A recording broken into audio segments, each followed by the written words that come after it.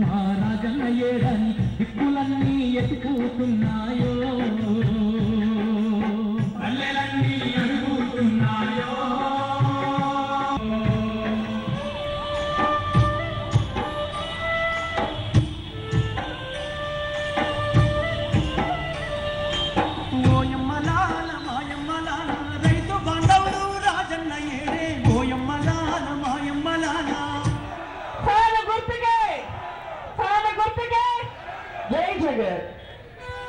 తెలంగాణ పని ప్రభుత్వం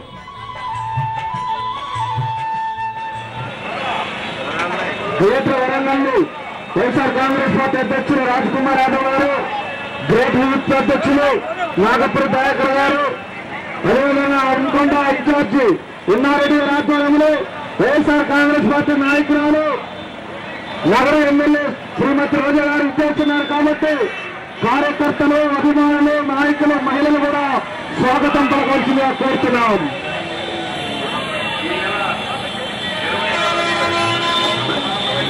మన తెలంగాణ పార్టీ అధ్యక్షులు పేరు చేస్తున్నారు కాబట్టి మీ అమూల్యమైన ఓటు ఫ్యాన్ గుర్తుపై వేసి అత్యధిక మెజార్టీతో గెలిపించగల ప్రార్థన.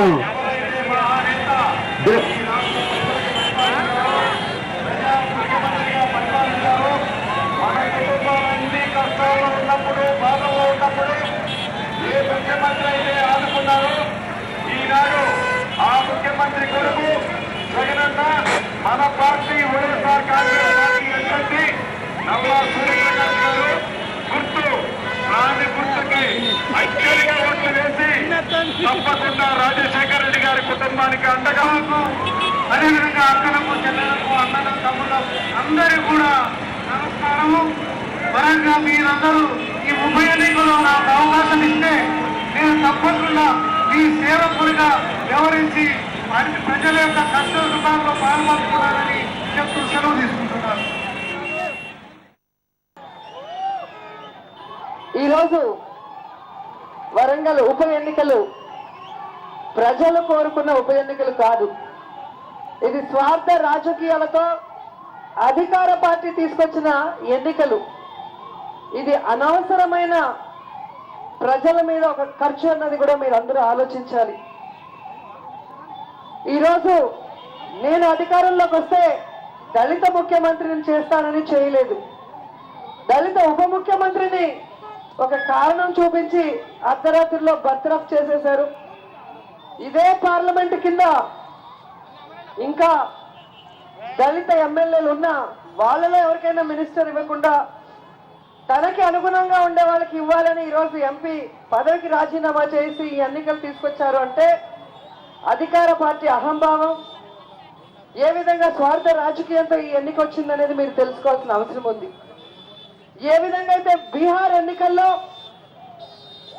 అధికార పార్టీలు ప్రజల్ని పట్టించుకోకపోతే, వారి సమస్యల గురించి ఆలోచించకపోతే బుద్ధి చెప్పారో, అదే విధంగా వరంగల్ ఎన్నికల్లో కూడా మరి ప్రజా సమస్యల్ని గాలికి వదిలేసిన అధికార పార్టీకి బుద్ధి చెప్తారు. ఈ ఎన్నికల్ని ఒక ఆయుధంగా వరంగల్ ప్రజలు ఉపయోగించుకుంటారని నేను ఆశిస్తున్నాను. ఎందుకంటే వరంగల్ కి ఎంతో చరిత్ర ఉంది, వైభవం ఉంది. ఒక కొత్త ఆలోచన రావాలన్నా, ఒక గొప్ప భావావేశం రావాలన్నా, ఒక మంచి ఉద్యమం రావాలన్నా అది వరంగల్ తోనే స్టార్ట్ అవుతుందని అందరికీ కూడా తెలుసు. అలాంటి వరంగల్లో ఈ ఎన్నికతో మార్పు ప్రారంభించాలని కూడా మీ అందరినీ కోరుకుంటున్నాను.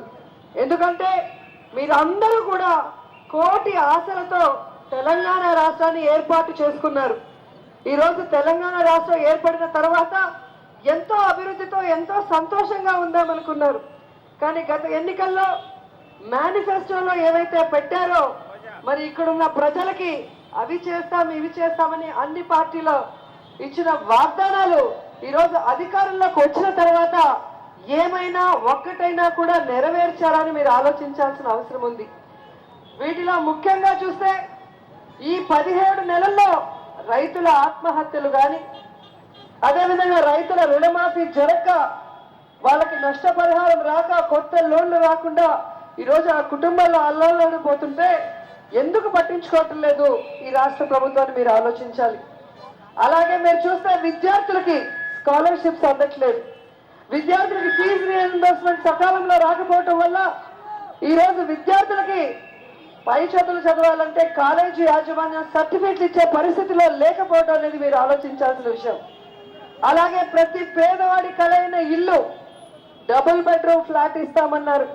17 నెలలు అవుతుంది. మరి ఒక్క ఇల్లు ఒక్క పేదవాడికి కూడా ఇచ్చిన దాఖలాలు లేదు.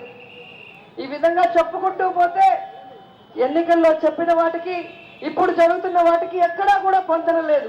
ఇది ఈ ఒక్క రాష్ట్రంలోనే కాదు, పక్క రాష్ట్రంలో తెలుగుదేశం పార్టీ అధికారంలో ఉన్న చోట కూడా ఇలాగే జరుగుతోంది.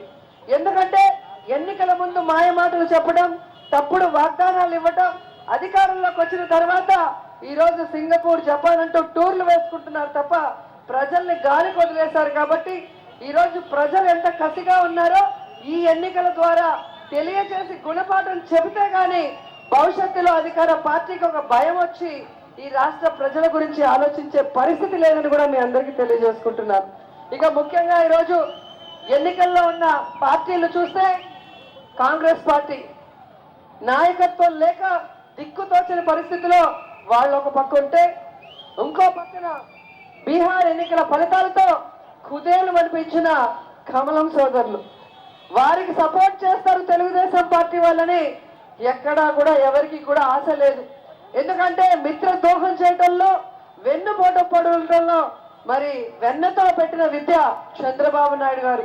ఖచ్చితంగా అధికార పార్టీకి ఈ రోజు ఓటింగ్ చేసే విధంగా, బీజేపీకి వెన్నుపోటు పొడిచే విధంగా ఈ రోజు వాళ్ళెవ్వరు కూడా ప్రచారానికి రారు అన్న విషయాన్ని కూడా మీరు గమనించాల్సిన విషయం ఉంది. ఇక్కడ వీళ్ళెవ్వరికి ప్రజలు అవసరం లేదు, ప్రజా సమస్యల గురించి పట్టించుకునే టైం కూడా లేదు. అలాంటి వాళ్ళకి బుద్ధి చెప్పే అవకాశం మీకు వచ్చింది. ఆ రోజైనా ఈ రోజైనా రేపైనా ప్రజలకి అండగా ఉంటూ ప్రజా సమస్యల్ని దూరం చేసి ప్రజల్ని అభివృద్ధి వైపుకు నడిపించాలన్న ఆకాంక్ష ఉన్న ఒకే ఒక పార్టీ వైఎస్ఆర్ కాంగ్రెస్ పార్టీ. ఇది వైఎస్ఆర్ గారి ఆశయాలతో రూపొందిన పార్టీ. వైఎస్ఆర్ అంటే ప్రతి ఒక్కరికి గుర్తొచ్చేది వాళ్ళ గుండెల్లో పెట్టుకున్న ఆరోగ్యశ్రీ, విద్యార్థికి కదిలిస్తే ఫీజు రీఎంబర్స్మెంట్, పేదవాడిని కనిపిస్తే ఇల్లు, అలాగే వికలాంగులు వృద్ధుల్ని కదిపితే మరి పెన్షన్లు, ఎవరికైనా అత్యవసరమైతే కుయ్ కుయ్ కుయ్ అని వచ్చే 108. ఇలా ఏ రాష్ట్రంలో కూడా దేశంలో చేయనటువంటి విధంగా ప్రజలందరి సమస్యల్ని తెలుసుకొని ఎన్నో చారిత్రాత్మకమైన సంక్షేమ కార్యక్రమాలు చేసిన గొప్ప నాయకుడు కాబట్టే రాజశేఖర్ రెడ్డి గారు ఇక్కడ అందరి గుండెల్లో ఉన్నారు. ఈ రోజు ఆయన మరణించిన రోజు చూస్తే రాష్ట్రంలో అత్యధికంగా మరణాలు వరంగల్ జిల్లాలో జరిగాయి అంటే ప్రతి గుండెలో రాజశేఖర్ రెడ్డి గారు ఉన్నారు.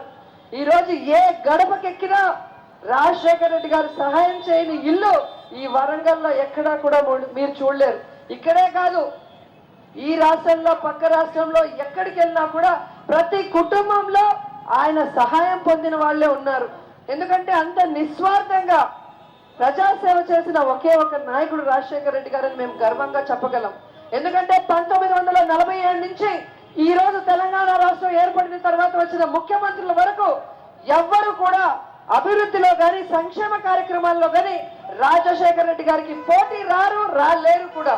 కాబట్టి భవిష్యత్ ఎన్నికల్లో మళ్ళీ ప్రజల కష్టాలని దూరం చేసే ఆ రాజన్న పరిపాలన రావాలి అంటే ఈ ఉప ఎన్నికల్లో మరి అధికార పార్టీ, రాష్ట్ర ప్రభుత్వం, కేంద్ర ప్రభుత్వం ప్రజల్ని పట్టించుకోకుండా వ్యతిరేక విధానాలతో వెళ్తున్న వాళ్ళకి గుణపాఠం చెప్పే విధంగా మరి మంచివాడు, దళిత నాయకుడు, దళిత ఉద్యమాల్లో మరి ఎంతో మంది దళితులకు న్యాయం చేసిన వాడు వైఎస్ఆర్ కాంగ్రెస్ పార్టీ అభ్యర్థిగా పోటీ చేస్తున్న నల్లా సూర్యప్రకాష్ గారికి ఫ్యాన్ గుర్తుకు ఓటేసి అత్యధిక మెజారిటీతో గెలిపించాలని కోరుకుంటున్నాను.